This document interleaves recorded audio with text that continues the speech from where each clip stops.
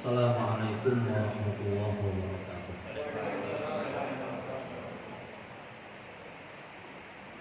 Alhamdulillah nahmaduhu wa nasta'inuhu wa nastaghfiruhu wa nastahdihi wa natubu ilaih wa na'udzu billahi min shururi anfusina wa min sayyiati a'malina may yahdihillahu fala ومن يضلله فلا هادي له أشهد أن لا إله إلا الله وحده لا شريك له وأشهد أن محمدا عبده ورسوله لا نبي ولا رسول بعده اللهم صل وسلم على نبينا محمد وعلى آله وصحبه أجمعين يا أيها الذين آمنوا اتقوا الله حق تقاته ولا تموتن إلا وأنتم مسلمون يا أيها الذين آمنوا اتقوا الله وقولوا قولا سديدا يصلح لكم أعمالكم ويغفر لكم ذنوبكم ومن يطع الله ورسوله فقد فاز فوزا عظيما أما بعد فإن أصدق الحديث كتاب الله وخير الهدي هدي محمد صلى الله عليه وسلم وشر الأمور محدثاتها وكل محدثة بدعة وكل بدعة ضلالة وكل ضلالة في النار. Ikhwanuddin, para asatidzah, ustadz dan ustadzah, para sesepuh yayasan Miftahus Sunnah, dan semua yang hadir pada kesempatan pagi hari ini, bersyukur kita kepada Allah Subhanahu wa Ta'ala atas limpahan rahmat, taufik dan hidayahnya. Di kesempatan pagi hari ini Allah pertemukan kita dalam suasana sehat. Setidak-tidaknya mata kita bisa melihat, telinga kita bisa mendengar. Yang mudah-mudahan dari situ pintu-pintu kebaikan dibuka oleh Allah Subhanahu wa Ta'ala untuk kita. Di kesempatan pagi hari ini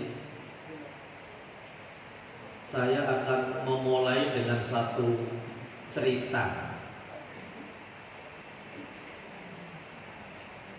Kisah ini diangkat oleh Imam Al-Qurtubi di dalam tafsir beliau Al-Jami' li Ahkamil Quran ketika menerangkan surat Shad ayat 35. Qala rabbil firli wa habli mulkan la yambaghi li ahadin min ba'di.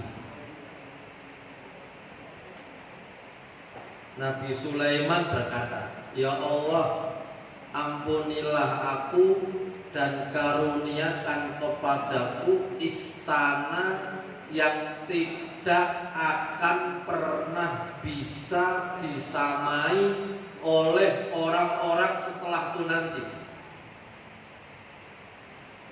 Doa itu dikabulkan oleh Allah. Sekali lagi rujukan saya tafsir Al-Jami' li Ahkamil Quran yang ditulis oleh Imam Al-Qurtubi. Beliau wafat tahun 671 Hijriah. Istana yang Allah berikan kepada Nabi Sulaiman itu beralaskan emas, terbuat bawahnya terbuat dari baja, naik ke atas menggunakan kaca. Tingginya 1000 lantai. Zamannya Nabi Sulaiman.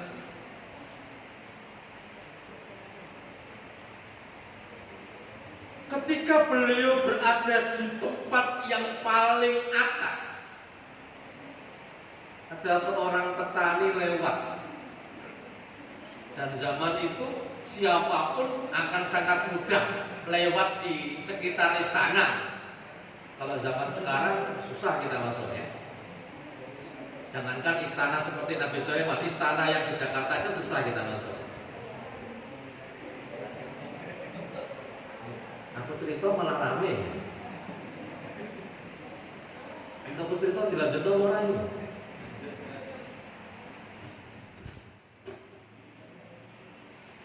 Ada seorang petani itu lewat. Petani itu apa bahasa kita ini? Gumun. Gumun itu apa? Heran, takjub.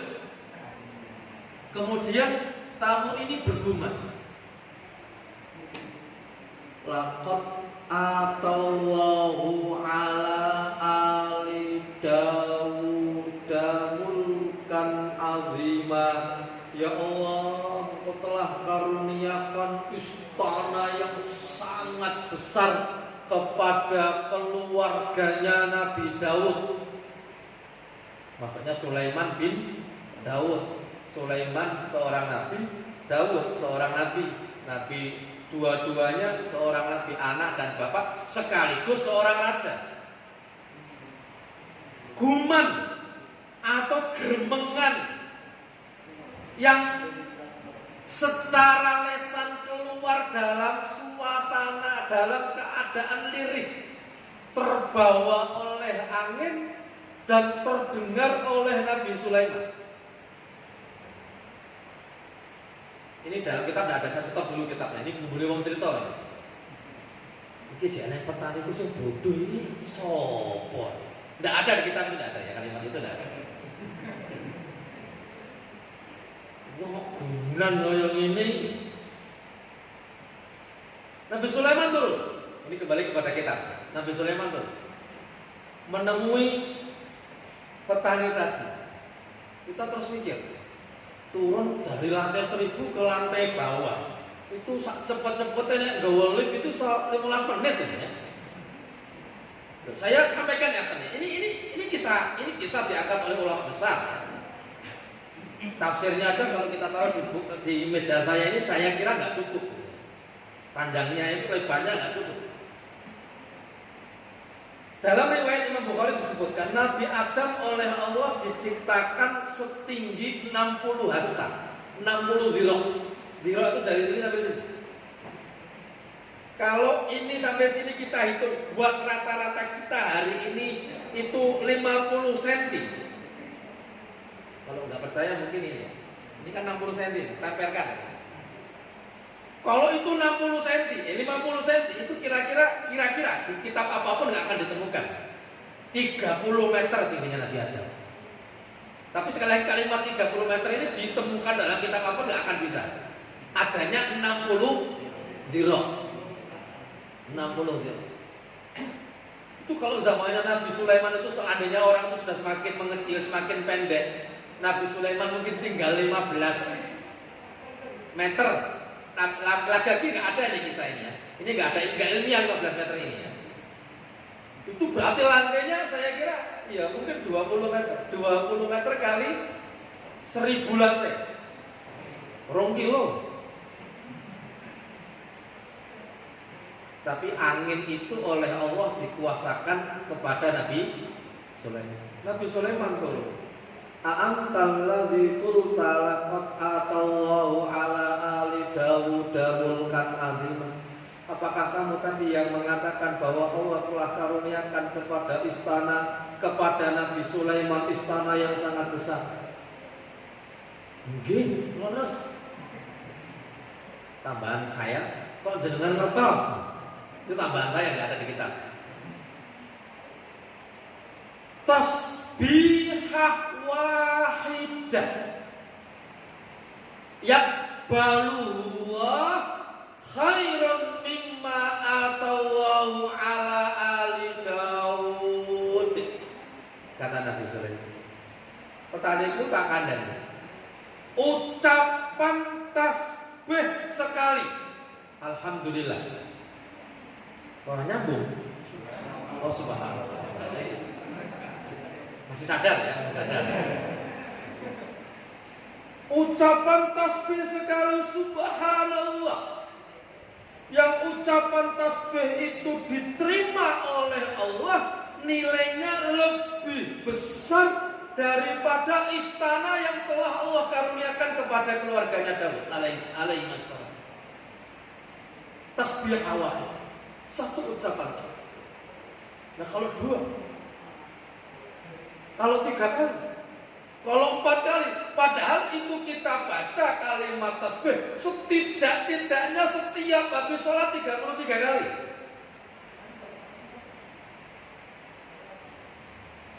Dalam bahasa sederhana saya, kalimat thayyibah yang keluar dari lisan kita itu nilainya sangat besar di mata Allah Subhanahu wa taala, tetapi tidak banyak orang yang mampu untuk berbanyak-banyak mengucapkan kalimat-kalimat thayyibah.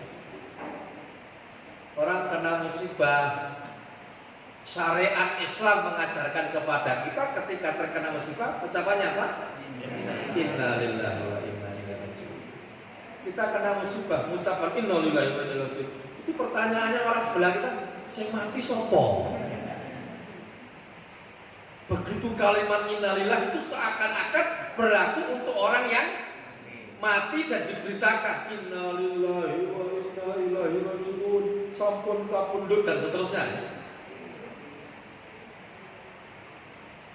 Tapi kenapa banyak orang ketika terkena musibah susah mengucapkan kalimat itu? Bahkan di berbagai daerah ketika mereka tidak paham urusan agama, yang keluar justru adalah kalimat-kalimat yang larinya kepada nama-nama binatang.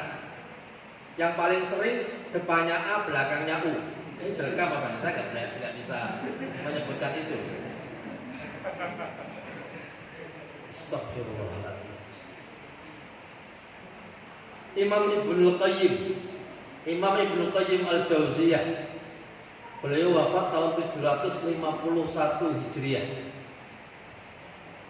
termasuk murid kesayangannya Syekhul Islam Ibnu Taimiyah. Menulis satu kitab judulnya Ad-Da'u wad-Dawa.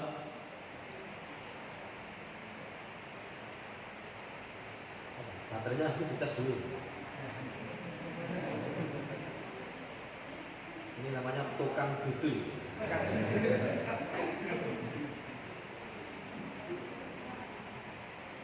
Di hampir pertengahan kitab beliau menulis satu judul Al-Asaru Al-Qabihatu Lil Ma'asi, akibat-akibat buruk dari perbuatan maksiat. Beliau angkat yang pertama, yang menjadi akibat buruk dari perbuatan maksiat adalah hirmanul ilmi. Seorang akan terhalang dari ilmu. Belajarnya lama, mohon maaf. Bahkan mungkin sudah ikut taklim, ikut pengajian itu sejak umur 15 tahun, sementara sekarang umurnya sudah 55 tahun. 40 tahun belajar. Tapi ketika mempraktikkan ilmu yang Allah tanamkan, ilmu yang Allah berikan kepada manusia, itu kok sulit sekali. Kata Imam Ibnul Qayyim, itu bisa jadi akibat dari perbuatan maksiat yang tidak segera ditaubati, sehingga betul-betul memberikan pengaruh kepada jiwa, sehingga ilmu itu seakan-akan terhalang. Mungkin terhalang itu dia ngaji tapi tidak paham. Pas ngaji ngantuk, atau pas ngaji cuma bisanya update status, sedang taklim bersama dengan ustaz titik-titik. Sekarang kan gitu, kita ngaji serius, yang sana malah update ketahuan yang belakang.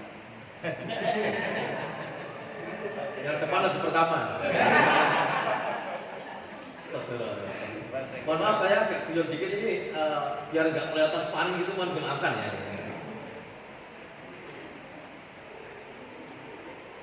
Yang kedua, hirmanul ilm itu artinya ilmu didapatkan tapi susah untuk dipraktekkan. Sudah tahu ilmunya. Kalau kamu kena musibah, kamu dianjurkan untuk mengucapkan kalimat istirja, innalillahi wa inna ilaihi raji'un. Kenapa itu susah dipraktekkan? Bisa jadi itu bagian daripada hirmanul ilm. Fa innal ilma nurun yakdifuhu wa hum fi qalbil abdi. Karena ilmu itu cahaya yang Allah tanamkan kepada hati seorang hamba. Wal maksiatu tutfi'u dzalika nur. Dan maksiat itulah yang menghapus, maksiat itulah yang menghilangkan cahaya tadi, memadamkan cahaya tadi. Jadi akhwan fiddin, kalau hari ini kita belajar ngaji sudah sekian lama, begitu mau praktek kok betul-betul susah. Maka kita perlu introspeksi diri. Bisa jadi itu akibat dari perbuatan dosa yang pernah kita lakukan. Bisa jadi karena kita menzalimi, mohon maaf, istri kita, sehingga tiba-tiba seakan-akan pintu-pintu kebaikan itu ditutup oleh Allah.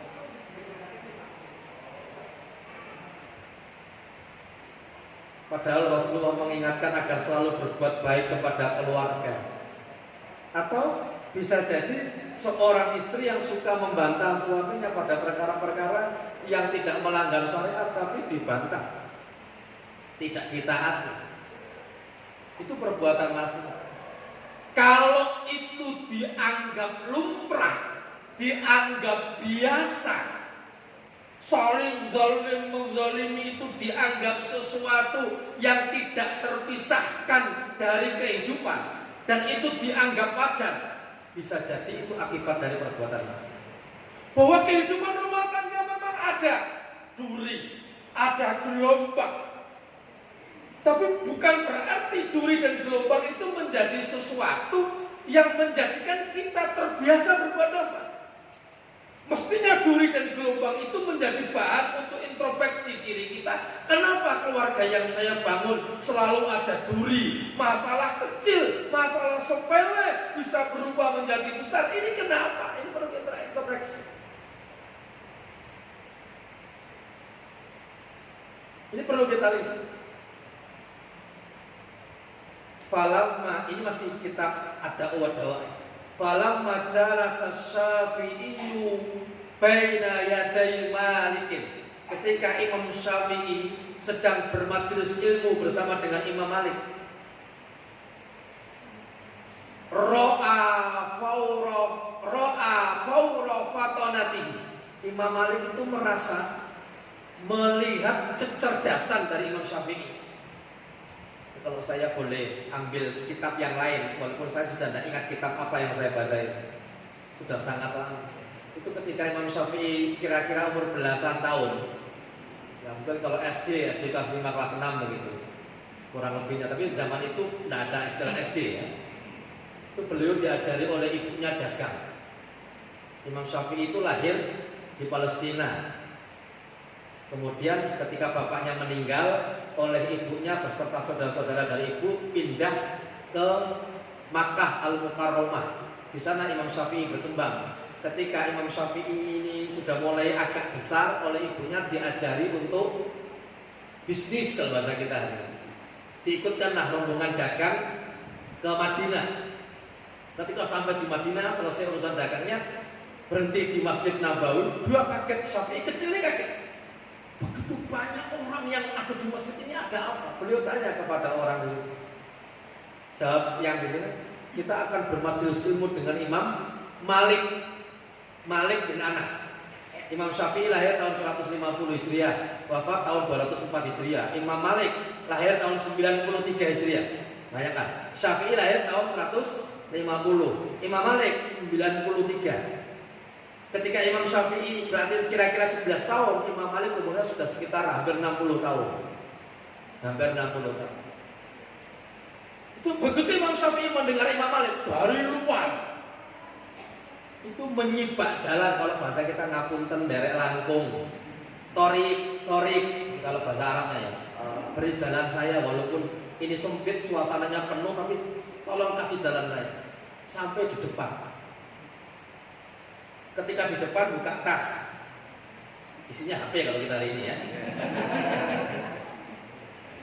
Kita kalau kemana-mana nggak bawa Al-Quran merasa tenang, tapi nggak bawa HP hidup jadi gelisah. Saya juga nggak tahu kenapa masalahnya, termasuk saya ya. Sekarang kita kena pengaruh ini luar biasa. Sekarang bagaimana kita memanfaatkan ini untuk akhirat kita, intinya itu. Nggak bawa pulpen, nggak bawa kertas. Ini ada, saya bacanya di dalam kitab lembaran, sudah sobek-sobek itu. Sehingga saya tidak mampu memberikan rujukan pasti dari kisah ini. Tapi bahwa kisah Imam Syafi'i bermadul dengan Imam Malik itu banyak disebutkan dalam kitabnya. Syiar A'lamin Nubala mengisahkan itu. Tapi khusus kisah yang satu ini, Imam Syafi'i kecil itu di depan, buka tasnya, boleh pulpen, nyari pulpen, nyari kertas nggak ketemu. Akhirnya beliau mendengarkan hadis-hadis itu, dia Imam Malik itu merasa ini anak di depan kayaknya serius ngaji tapi malah dolanan ludah. Begitu selesai tadi, nah kamu tadi itu malah begini. Kata Imam Syafi'i kecil pada saat itu, ya saya mohon maaf, saya mau nulis apa yang Anda sampaikan, tapi saya tidak bawa pulpen, tidak bawa kertas. Akhirnya saya berusaha untuk mencatat. Lah apa kamu bisa baca? Ya mohon maaf, saya kalau baca tidak bisa. Kalau bisa baca apa ya dukun. Paling tambah ini. Tidak usah disebut namanya, nanti malah terkenal. Tapi kalau saya suruh ngulangi apa yang saya koret-koretkan tadi ini, insya Allah saya bisa. Hadis pertama sekarang bunyi, hadis kedua bunyi, hadis ke-10 bunyi, sampai sekian puluh hadis. Ternyata Imam Syafi'i mampu menjawab persis sebagaimana yang disampaikan oleh Imam Malik. Hari berikutnya datang lagi Syafi'i kecil ini. Kata Imam Malik, nak kamu duduknya nggak di sana. Kamu sekarang duduknya di pinggir saya sini. Nanti kalau selesai pengajian ada yang tanya, kamu yang jawab. Inilah mengakibatkan Imam Malik melihat kecerdasan Imam Syafi'i. Maka Imam Malik berkata kepada Imam Syafi'i, kembali kepada kitab Ad-Da'wah. Inni arallaha qad a'ta fi qalbika nuran. Nah, saya melihat Allah telah memberikan kepada kamu cahaya di dalam hati. Fala tutfi'u dzalikan nur bil maksiyati. Jangan pernah engkau padamkan cahaya itu dengan perbuatan maksiat. Saudara-saudaraku yang dirahmati oleh Allah Subhanahu wa taala. Hari ini antum, saya kira tidak lepas daripada dunia pendidikan. Para asatid, para asatidah semuanya yang hadir di kesempatan kali ini hidupnya di dunia pendidikan, karena judul di depan tadi saya baca SDIT Al-Qolam. Yayasannya Miftahus Sunnah. Saya ingatkan ya, setelah kita berusaha untuk mengenalkan anak-anak kita, seorang suami mengenalkan kepada istrinya, seorang suami istri, seorang bapak ibu mengenalkan kepada anak-anaknya tentang tujuan hidup, bahwa kehidupan itu bukan kehidupan yang bisa digunakan semau gua, tapi kehidupan yang kita ada di dalamnya ini mestinya setiap jengkal, setiap langkahnya bagian daripada usaha kita untuk semakin mendekat kepada Allah. Yang saya ingatkan kepada diri saya dan kepada semua kita yang hadir pada kesempatan pagi hari ini, yang saya ingatkan, usaha itu jangan pernah dipadamkan. Anda menjadi seorang bapak, kenalkan kepada anak-anak tentang Islam. Anda menjadi seorang guru, kita menjadi seorang guru, kenalkan kepada murid-murid kita tentang Islam. Kenalkan kepada mereka tujuan daripada kehidupan yang sesaat, kehidupan yang sangat singkat ini. 60-70 tahun itu disebut oleh Rasulullah. Inna a'mara ummati ma baina sittin wa sab'in. Umur umatku kalau dirata-rata antara 60 sampai 70 tahun. Lebih daripada itu mudah-mudahan bonus kalau diisi dengan ketaatan. Kalau lebih daripada itu diisi dengan maksiat, Masya Allah semakin terhina. Lebih daripada itu lagi, mohon maaf, kadang-kadang sing ora kerasan malah anak-anaknya. Pak diceklan nopo cekawet men.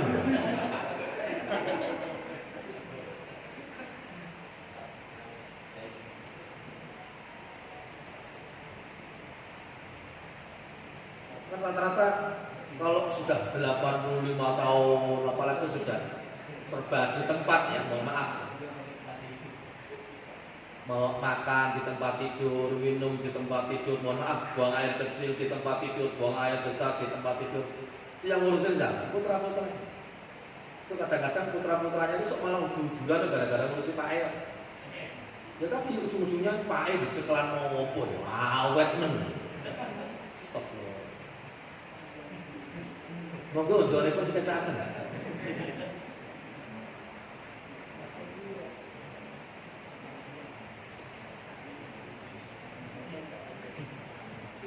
Lima pahala minum yang bisa kita dapatkan pada saat itu pula. 1, tangan kanan. 2, bismillah. 3, duduk. 4, susah sekali. 1, tangan kanan. 2, duduk. 3, bismillah. 4, habis. Iya kan? 5, alhamdulillah. 5 pahala. Sesaat ketika kita minum, Masya Allah, itu jadi antum sudah duduk taklim pahala, habis minumannya pahala. Mau yang keenam, sampahnya dibuang pada tempat yang sudah disediakan oleh panitia. Ustaznya berarti nyuci gelas. Yang ketujuh, kalau rencana mau langsung dihabiskan 3 kali terbuka. Ya kan? Yang ke-8, tidak bernafas di atas minuman. 8 ya. Masya Allah, Islam itu bagaimana kita sulit mendapatkan pahala. Minum aja bisa dapat pahala 8. Minimal yang langsung tadi 4, 5. Oh nggak ada ingat ke saya ya.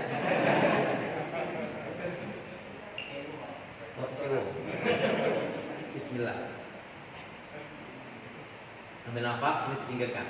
Oh, malah jadi guru saya ya, ngajarin anak kita kayak ya. Astagfirullahaladzim, mohon dimaafkan. Ya ini saya ingin suasananya agak sedikit agak nyantai tapi ilmiah ya. Bapak sekalian yang dirahmati oleh Allah, para asatidzah yang dirahmati oleh Allah Subhanahu wa taala. Jadi kenalkan kepada anak turun kita, kepada anak didik kita tentang syariat Islam. Walaupun tugas itu akan ada selalu tantangan dan ujiannya. Maka Allah ingatkan kita di dalam surat At-Tahrim, surat ke-66, ayat ke-6, ayat yang sangat akrab di telinga kita.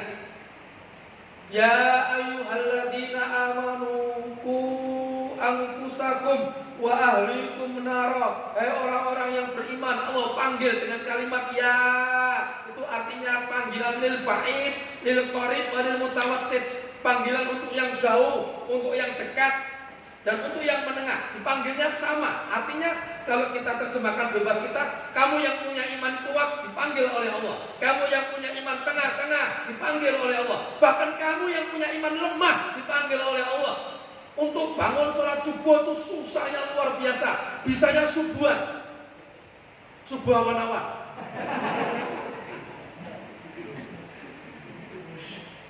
Tapi tetap kalau kamu punya iman dipanggil oleh Allah.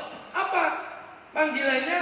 Ku anfusakum, jaga dirimu sembari bersama dengan kamu menjaga dirimu, wa ahlikum, kamu jaga pula keluargamu dari apa? Dari apa? Walaupun itu bukan tugas sederhana. Kita sudah punya tugas mendidik keluarga kita, istri dan anak-anak kita. Bagi para wanita, para istri mengingatkan suami dan selalu mendidik putra-putranya. Ternyata kita diamani oleh Allah untuk mendidik anak-anak didik kita. Dan itu menjadi ujian berat ya kalau gede.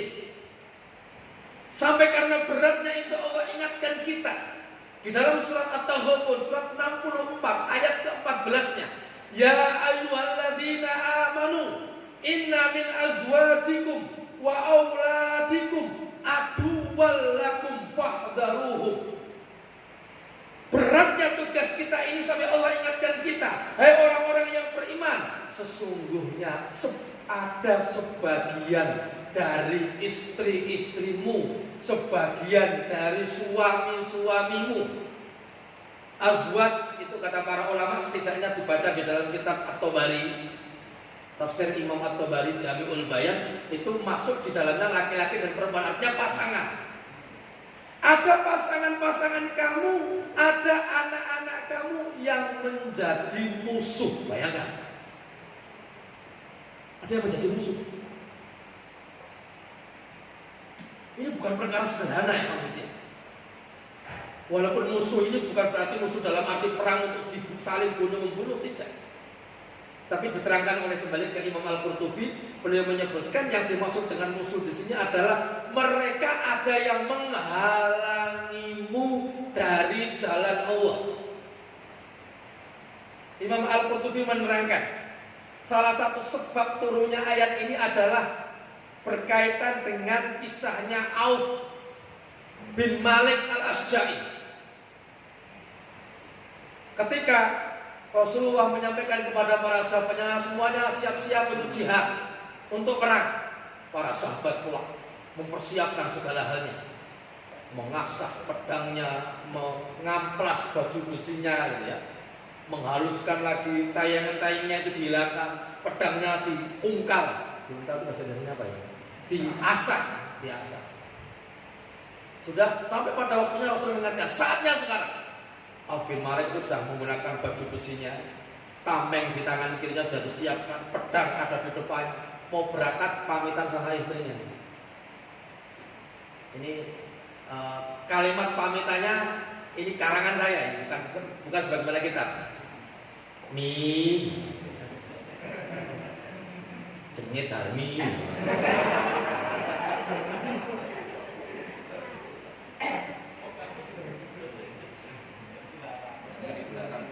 Napa bi jenenge Bintoro.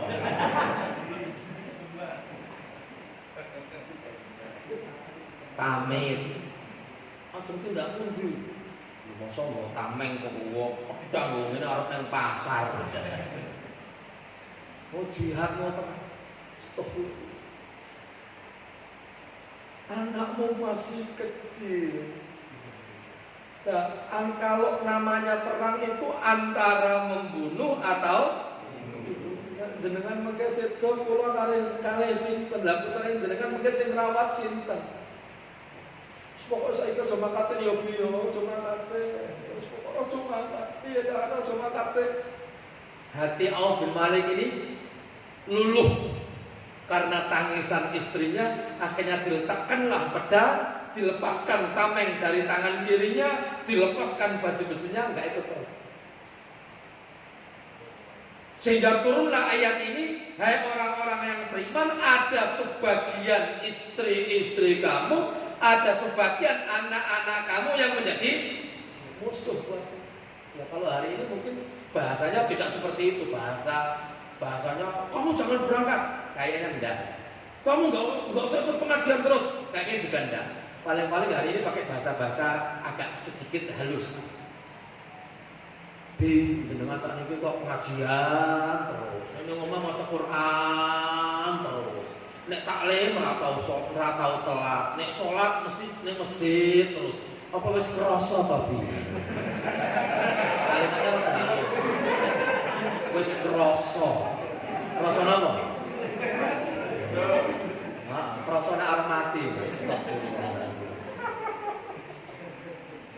Tapi saya ingatkan, Mengingatkan saudara, anak, istri, apalagi anak didik kita itu betul-betul berat. Ini ujian.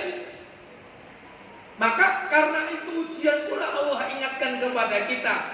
Sesungguhnya innama amwalukum wa auladukum fitnah. Di surat yang sama, surat 64, surat At-Taghabun ayat ke-15. Sesungguhnya anak-anak kamu, sesungguhnya harta benda yang kamu punya itu ujian. Dan itu diangkat pula oleh Allah di dalam surat Al-Anfal ayat ke-28. Kalimatnya mirip, bahkan sama. Sesungguhnya ada sebagian harta benda kamu, ada sebagian anak-anak kamu yang menjadi ujian. Menjadi ujian itu bentuknya kalau anak kita asli itu ada dua. Ada ujian secara fisik, ada ujian secara mental. Secara fisik ya sakit-sakitan ya. Puskesmas, rumah sakit. Di rumah sebentar, puskesmas lagi, rumah sakit. Masya Allah. Apa-apa kedol kabeh gara-gara untuk pengobatan anak. Ujian. Ada yang sifatnya, mohon maaf, mental. Mental itu artinya fisiknya sehat. Tapi ketika diajak untuk mengingat Allah, diajak untuk mengenal syariat Allah, angelnya betul merah-merah. Le masjid, begitu le masjid, jawabannya itu spontan, tidak pakai mikir lama. Ini kalau bahasa Jeparanya dulu. Ini bahasa Jepara. Astagfirullah. Sama dengan anak hari ini kadang-kadang, do ke warung dulu beri berambang bawa ngomong motion aku. Pernah anak-anak, tambah angel meneh. Karena memang ada anak yang memang oleh Allah disebutkan sebagai ujian. Itu untuk menguatkan keimanan kita, bukan menjadikan kita kendur. Tapi justru itu memotivasi kita untuk lebih berbuat secara maksimal. Mohon maaf saudara-saudara sekalian, para asatidz yang dirahmati oleh Allah Subhanahu wa taala, betapa banyak orang hari ini merasa lebih berharga binatang peliharaannya daripada anaknya itu sendiri. Saya ambil contoh di kampung-kampung gitu ya. Di kampung-kampung itu kadang-kadang terjadi, kalau di kota seperti Semarang mungkin tidak. Di kampung-kampung itu terjadi. Anaknya maghrib orang mulai, orang digoleki. Tapi duwe jago. Jago nih, ayam jago. Maghrib belum mulai, bingung goleki. Takon tombole ngono. Budha, jenengan sempat lihat jago kula mboten? Masya Allah. Bingung mulai kemana-mana. Jago hilang. Anaknya orang mulai aman. Seakan-akan jago itu lebih berharga daripada na'udzubillah min dzalik, astagfirullah. Ada anak yang memang menjadi ujian buat orang tuanya. Tapi sekali lagi itu bukan menjadikan diri kita kendur dalam mendidik anak-anak kita. Jangankan jenengan yang ngurusi anak-anak SD ya. Anak-anak SD mungkin sebagainya ada SMP atau siapapun ya yang anak-anak didik maksud saya. Saya yang berkecimpung di anak-anak yang sudah dewasa, lulusan SMA, itu ya ada saja. Peraturan megang HP sekian jam sekian itu masa bagaimana caranya berkhayal mencari celah dari peraturan yang ada. Padahal kalau Ustaz membuat larangan satu, santri itu sudah di atasnya dua. Apalagi kalau urusan seperti ini, saya sendiri kalau urusan begini dengan anak saya, itu tanyanya pada anak, le ini caranya piye le? Masya Allah. Dua. Jadi ada tipe anak yang jadi musuh. Waliyadzubillah, naudzubillah min dzalik. Ada anak yang tipenya memang menjadi ujian buat orang tua. Maka disitulah Rasulullah SAW mendapatkan wahyu dari Allah yang mau cantumkan di dalam surat Toha ayat 132. Wa'mur ahlaka bis-sholati wastabir alaihi. Ya Muhammad, kata Imam Al-Qurtubi, kalau perintah itu kepada Rasulullah dan tidak ada bahasa khusus kepada Rasulullah, itu artinya berlaku untuk umat Rasulullah. Ya Muhammad, perintahkan keluargamu untuk sholat dan sabarlah kamu atasnya. Kalau sudah 1 jam diingatkan. Beliau ngomong sama saya 1 jam Ustaz. 2 jam enggak apa-apa, tapi nanti jamaahnya udah pada hilang. Sejak ayat itu turun ya Khalifuddin, sejak ayat itu turun, setidaknya Allah kasih kesempatan saya membuka 3 tafsir. Satu, tafsir Imam Al-Qurtubi tadi, Al-Jami' li Ahkamil Quran. Yang kedua, tafsir Imam As-Suyuti, namanya Durul Mansur. Yang ketiga, namanya tafsir Ruhul Ma'ani, yang ditulis oleh Imam Al-Alusi. Ini yang paling cukup dianggap paling modern karena beliau wafat tahun 1200 sekian Hijriah. Kalau Imam Suyuti itu kan 911 Hijriah beliau wafat. Setidaknya di dalam 3 tafsir ini saya diberi kesempatan membacanya. Kebiasaan Rasulullah kalau waktu subuh itu muadzin mengumandangkan azan, Rasulullah masih di rumah. Para sahabat berdatangan melaksanakan sholat yang nilainya lebih baik daripada dunia seisinya. Setelah itu Rasulullah muncul ke masjid, menyuruh muadzin untuk iqamah, kemudian sholat subuh. Tapi sejak ayat ini turun, apa yang dilakukan oleh Rasulullah? Rasulullah menyempatkan ngampiri rumah menantu beliau Ali bin Abi Thalib. Bayangkan, Ali bin Abi Thalib, satu dari 10 sahabat yang mendapatkan kabar gembira masuk surga ya Ali bin Abi Thalib. Istrinya siapa? Fatimah binti Muhammadin, satu dari 4 wanita yang dianggap sebagai Sayyidun Nisa, tuannya para wanita, dianggap imannya utuh sempurna. Satu, Asiyah binti Mazahim, istrinya Fir'aun laknatullah alaih. Yang kedua, Maryam binti Imran, ibunda dari Nabi Isa alaihissalam. Yang ketiga, Khadijah binti Khuwailid, istri Rasulullah sallallahu alaihi wasallam. Yang keempat, Fatimah binti Muhammadin sallallahu alaihi wasallam. Suaminya mendapatkan kabar gembira. Istrinya termasuk satu dari 4 wanita yang Sayyidun Nisa, satu-satunya putri Rasulullah yang masih hidup setelah wafatnya Rasulullah.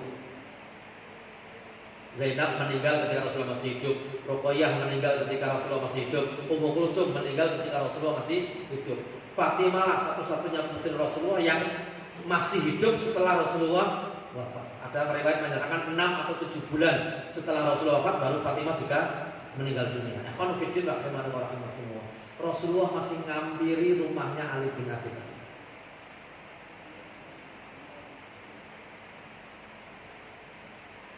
Berapa waktu? Ini pertanyaan. Sekali, 2 kali, 3 kali yang saya baca di dalam 3 tafsir yang saya sebutkan tadi. Rasulullah melakukan itu 8 bulan. Mohon maaf, kadang-kadang kita cuma bangunkan anak kita untuk sholat subuh, wis ping 4, wis 5 dina, 6 dina, 7 dina, 10 dina. Wangel, lah ben karbane dibukani angel. Bocah pondok ya ana omah tuh tok.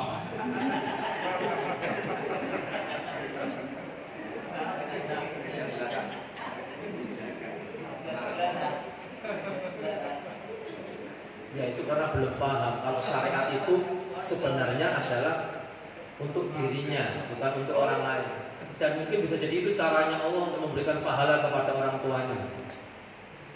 Bisa jadi orang tuanya susah sholat tahajud, atau untuk sholat duha itu berat, untuk baca Quran baru selembar itu sudah ngantuk, sunga, pangok gitu ya. Tapi megang HP orang jam rasanya balik dulu gitu ya. Ya akhirnya Allah ganti pahalanya dengan bangunkan anak agak susah. 8 bulan Rasulullah ngampiri rumah Ali bin Abi Thalib untuk diingatkan sholat subuh. Baik keadaannya, Ali mungkin masih di rumah, seringnya Ali sudah sampai di masjid, tapi Rasulullah tetap ingatkan.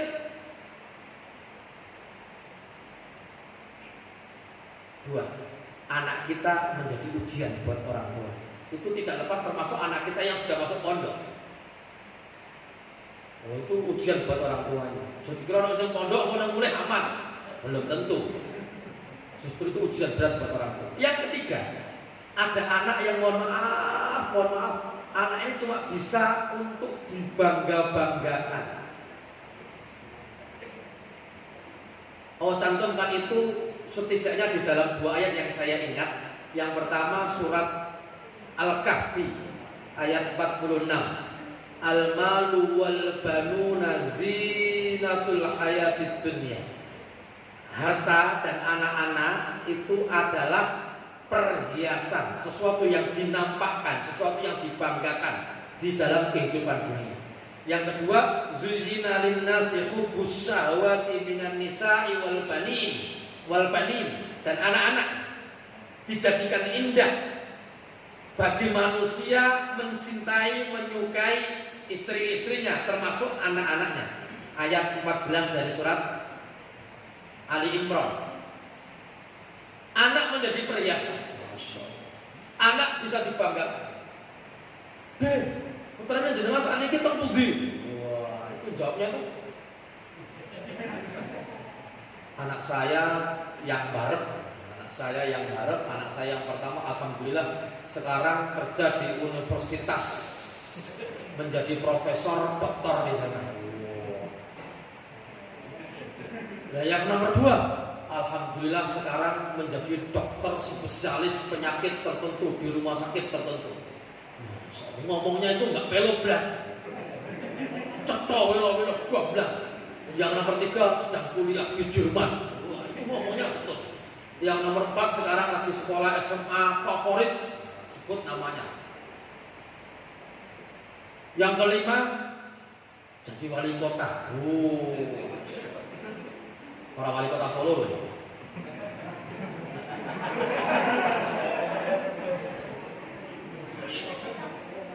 Anak cuma bisa dibanggakan, tapi belum tentu anak yang dibanggakan itu mereka kenal syariat Allah. Belum tentu anak yang dibanggakan itu masih hafal dengan doa Rabbil firli wali walidayya warhamhuma kama rabbayani shaghira. Anak beliau, anak seputranya beliau ini, oh itu sok ngelotok aja. Rabbil firli wali walidayya warhamhuma kama rabbayani shaghira. Artinya apa?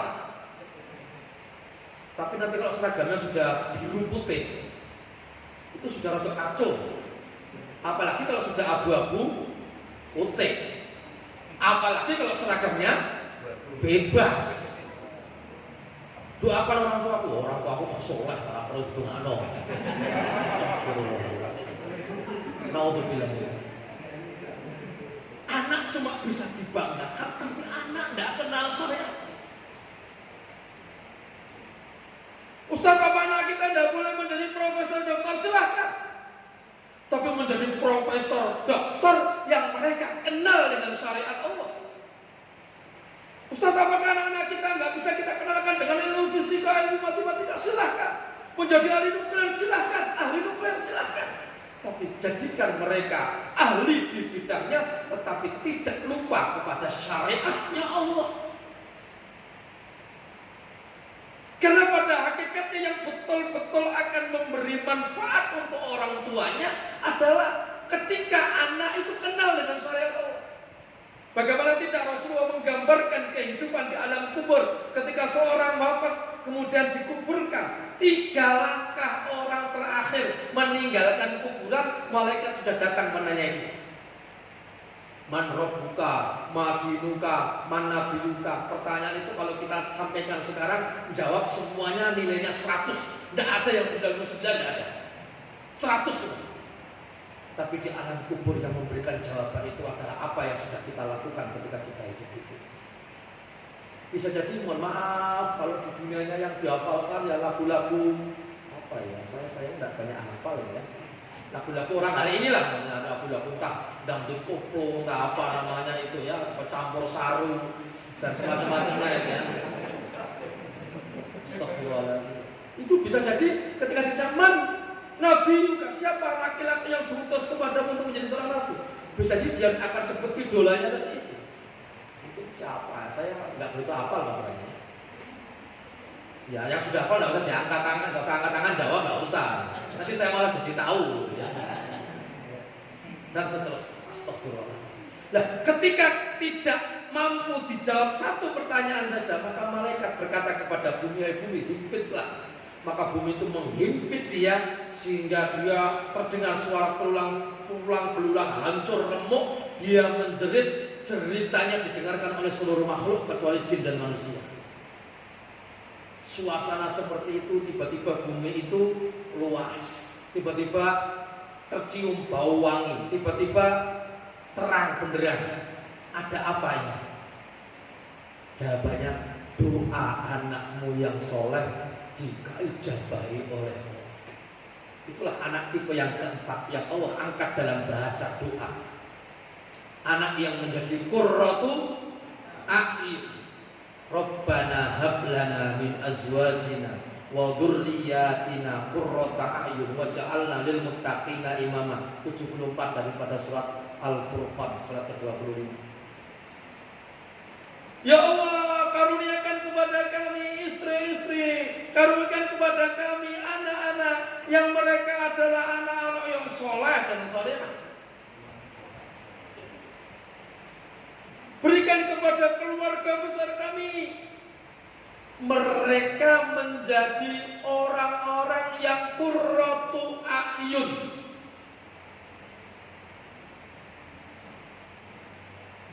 Menjadi penyejuk jiwa. Saya sebagai laki-laki seandainya pulang di rumah, lihat anak satu baca Quran, yang satu sedang membantu ibunya masak, wah sulit itu anyes itu.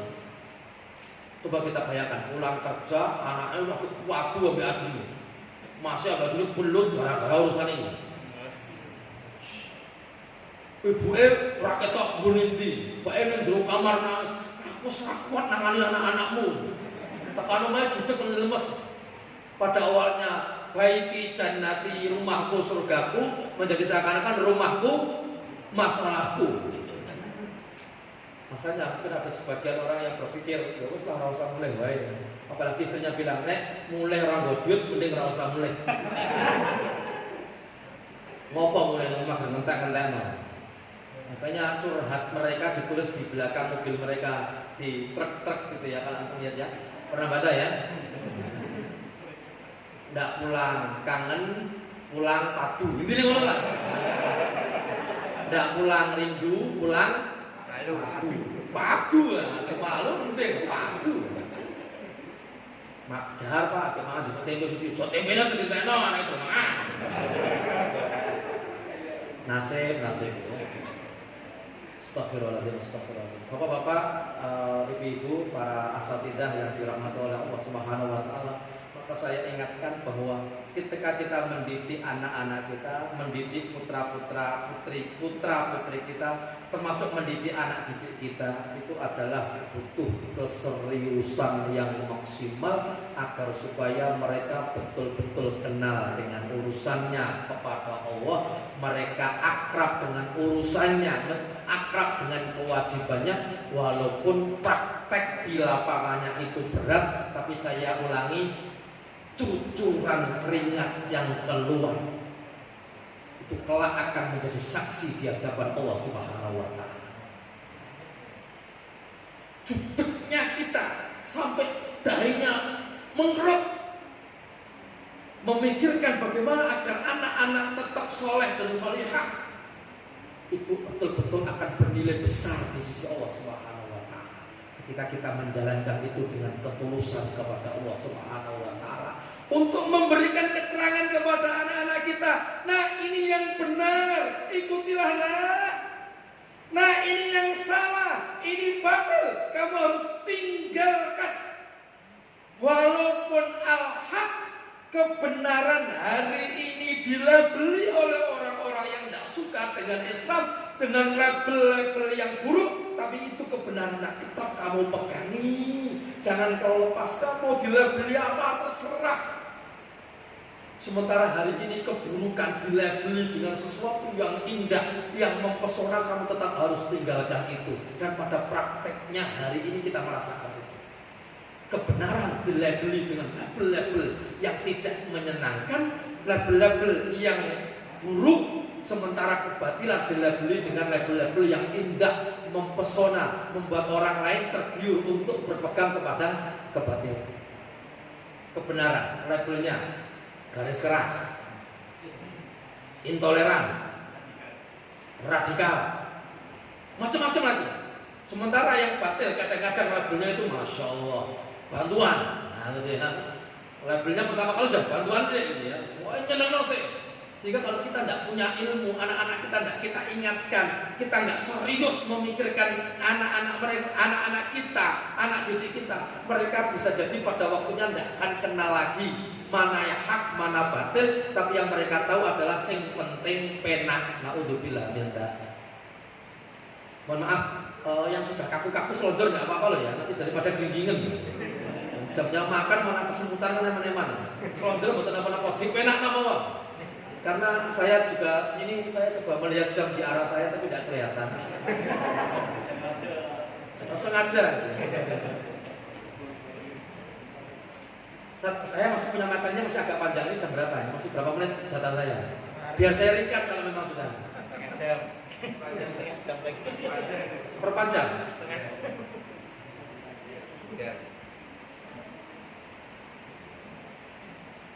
Rasulullah ingatkan kita dalam perkara ini dengan satu ungkapan, karena beratnya Rasulullah ungkapkan itu dalam kalimat doa. Doa itu sudah kita hafal hari ini.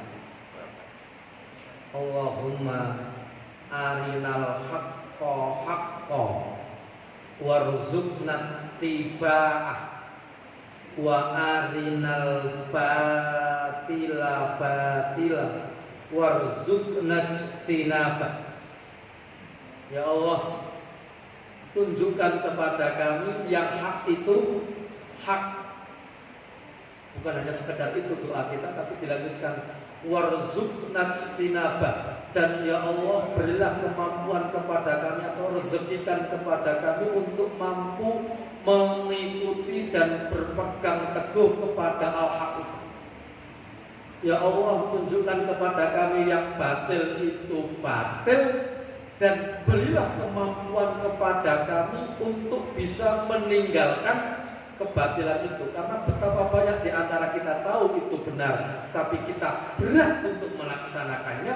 Dan banyak di antara kita, kalau di antara kita jenengan tersinggung, setidaknya saya ya, melihat itu batil, tapi kadang-kadang kita masih terjerumuskan, seakan-akan didorong oleh setan yang menjadi musuh kita untuk mengikuti dan melakukan kebatilan itu. Maka kita memohon kepada Allah, ya Allah tunjukkan kepada kami yang batil itu batil, dan berilah kemampuan kepada kami untuk menjauhi kebatilan tersebut. Ketika kita sudah mulai berpegang kepada al-haq, kita kenalkan kepada anak didik kita. Mungkin semakin lama akan semakin berat ujiannya, akan semakin banyak tantangannya. Dan itu sudah dicontohkan oleh sahabat-sahabat Nabi Muhammad SAW. Nanti silakan dibaca di dalam surat Shad juga ayat 62. Wa qalu ma lana la nara rijalan kunna na'udduhum minal asyrar. Abu Jahal beserta rekan-rekannya, antek-anteknya itu ketika mereka dimasukkan ke dalam neraka itu masih berpikir, ya Allah, kok kami yang masuk neraka? Kami kan orang-orang baik. Mana orang-orang yang dulu ketika di dunia kita anggap sebagai penjahat? Kok malah rakyat toh? Radikal-radikal kok malah rakyat toh? Ini yang di. Maka Allah sebenarnya di dalam tafsir Imam At-Tabari disebutkan Allah sudah masukkan mereka kaum muslimin yang dianggap radikal oleh Abu Jahal sebagai perusak keamanan, dianggap perusak keamanan oleh Abu Jahal, dimasukkan ke dalam jannah. Sementara mereka yang menganggap dirinya baik, yang menganggap dirinya toleran, yang menganggap dirinya berpihak kepada hak asasi manusia, itu berada di dalam neraka, karena pada akhirnya mereka adalah penjahat yang sesungguhnya, tapi ada di balik label yang baik. Tantangannya akan semakin berat. Saya sebutkan satu contoh. Tantangannya itu, mohon maaf saya sebutkan tantangannya dulu. Satu, bisa jadi nyawa. Kalau bahasa kita taruhannya itu nyawa kalau kita sudah mau berpegang kepada kebenaran. Yang kedua, bisa jadi tenaga. Yang ketiga, bisa jadi harta. Yang keempat, tantangannya bisa jadi keluarga. Kalau ada yang kelima itu walaupun bonus atau apalah namanya, kalau dibutuhkan saja, air mata. Kadang-kadang itu air mata. Saya punya teman tugas jauh, baru nikah 3 bulan terus ditugaskan jauh sana, itu kalau malam sholat tahajud bisa nangis. Makanya ada orang yang melihat, aku kalau sholat tahajud bisa nangis terus, saya iri. Iya, saya nangis tuh kangen sama istri saya. Astagfirullahaladzim. Ya kadang-kadang air mata begitu kan. Ini kalau air mata. Saya contohkan keluarga. Satu kisah yang masyhur disebutkan dalam kitab Hayatus Sahabat, atau bisa dibaca di dalam astagfirullahaladzim, kitab ya Suwar min Hayatis Sahabat. Suwar min Hayatis Sahabat itu kisahnya Sa'ad bin Abi Waqqas. Ketika beliau masuk Islam, ketika beliau masih muda, ketika itu kira-kira 19 tahun, ada yang mengatakan 17 tahun, disembunyikan keislaman dari ibunya. Tapi pada akhirnya ibunya mengetahui kalau anaknya ini masuk Islam, maka secara spontan ibunya berkata, "Saat tinggalkan ajaran Muhammad, atau saya sebagai ibumu mulai hari ini tidak makan, tidak minum. Sampai engkau tinggalkan agama Muhammad atau aku hancur karenanya." Sehari tidak makan, tidak minum, 2 hari tidak makan, 2 hari tidak minum, sudah semakin lemah di atas lemah. Saat Nabi Waqqas datang membawa makanan, membawa minuman, sudah melihat keadaan seperti itu, akhirnya dia dekatkan kepada telinga ibunya.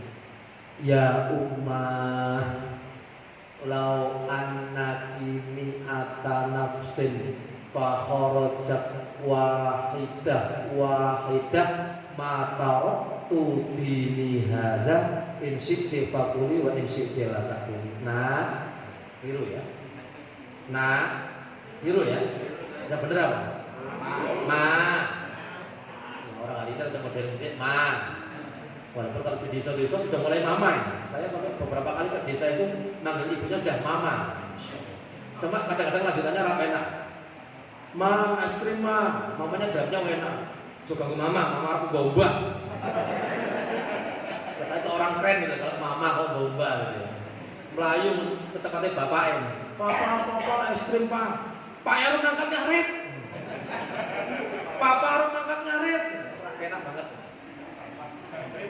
"Ya ummah, bu, mbok, seandainya ibu memiliki nyawa rangkep 100, kemudian nyawa itu keluar satu demi satu, ketahuilah hai ibuku, saya tidak akan meninggalkan agama yang saya yakini hari ini.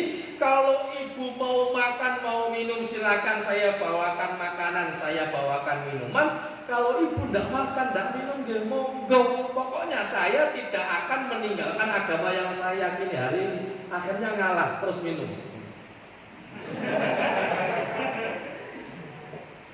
Itu tadi ibunya Sa'ad bin Abi Waqqas. Keluarga. Tantangannya kadang-kadang keluarga. Tantangannya nyawa. Kita kenal siapa? Sumayyah. Wanita yang pertama kali syahid dalam Islam.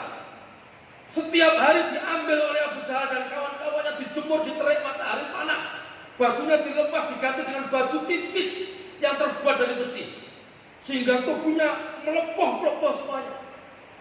Ketika Abu Jahal mengatakan, "Ya Sumayyah, tinggalkan ajaran Muhammad, maka kamu akan kami jadikan wanita yang kami muliakan." Apa kata Sumayyah? "La ilaha illallah Muhammadur Rasulullah." Menjadikan Abu Jahal murka. Kemudian Abu Jahal ambil pedangnya, kemudian ditusukkan, mohon maaf, dari kemaluan tembus punggung bagian belakang, menjadi wanita yang pertama kali syahid di dalam Islam. Kenapa? Berpegang kepada Allah. Maka di acara yang tertulis di sini, walaupun bahasa orang mungkin bahasanya minta maaf gitu ya. Ilmu yang saya dapatkan, minta maaf itu setiap kita punya salah segeralah minta maaf. Jangan menunggu acara halal bil halal, sesuai ya. Ya, Anda merasa punya salah, segera minta maaf. Istri punya salah kepada suami, cepat-cepat, tidak usah nunggu tanggal 1 Syawal. Ya. Selak bakdo harus lewatan. Ya. Suami punya salah dengan istri, ya segera minta maaf. Jangan menunda-nunda.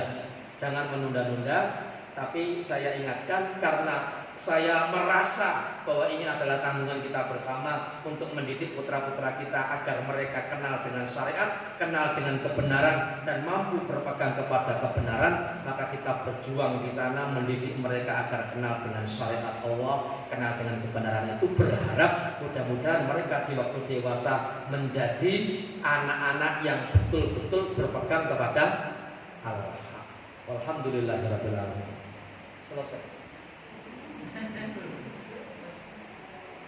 Selesai. Karena saya tidak tahu tadi pembawa acara ngomongnya apa saya tidak tahu ya. Apakah saya disuruh ngisi saja atau ada setelah ngisi suruh apa? Oh, sekaligus doa. Kalau gitu kita hadirkan hati kita.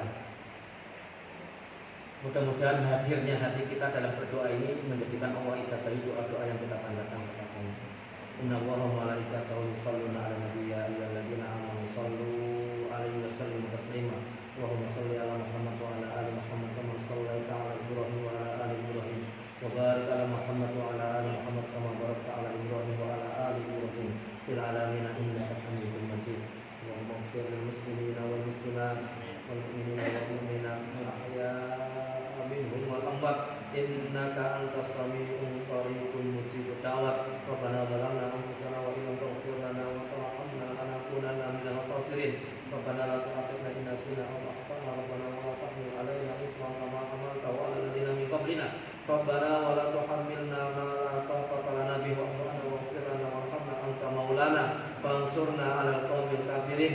Rabbi auzi'ni an ashkura ni'mataka allati an'amta 'alayya wa 'ala walidayya wa an a'mala shalihan tardahu wa aslih li fi dhurriyyati inni tubtu ilaika wa inni minal muslimin. Rabbana hab lana min azwajina wa dhurriyyatina qurrata a'yun waj'alna lil muttaqina imama. Allahumma sahhil umurana, Allahumma sahhil umura walidayna, Allahumma sahhil umura jami'il muslimin. Rabbana atina fid dunya hasanah wa fil akhirati hasanah wa qina adzabannar. Wa sallallahu ala Muhammadin wa ala alihi wa sahbihi ajma'in. Walhamdulillahi rabbil alamin. Assalamualaikum warahmatullahi wabarakatuh.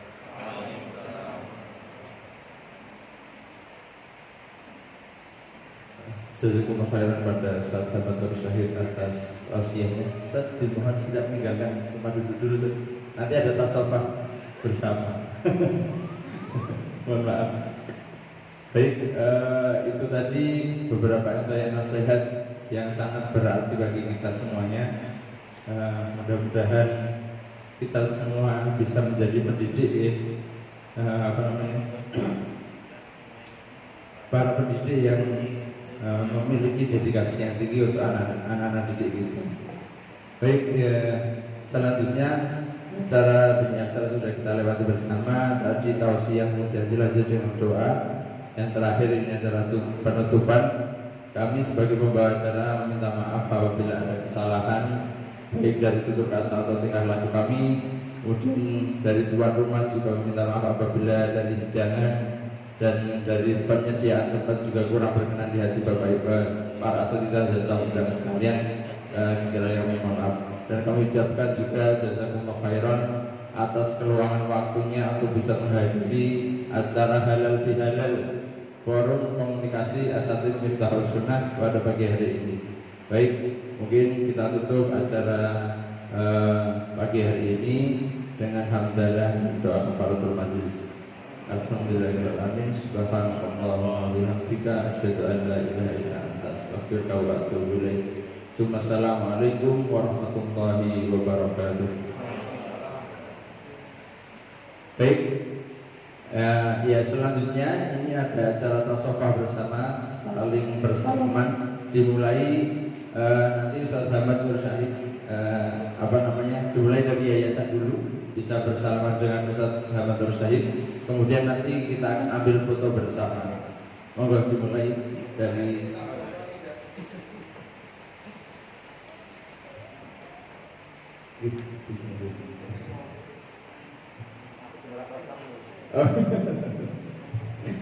ini rekamannya sudah di stop atau belum?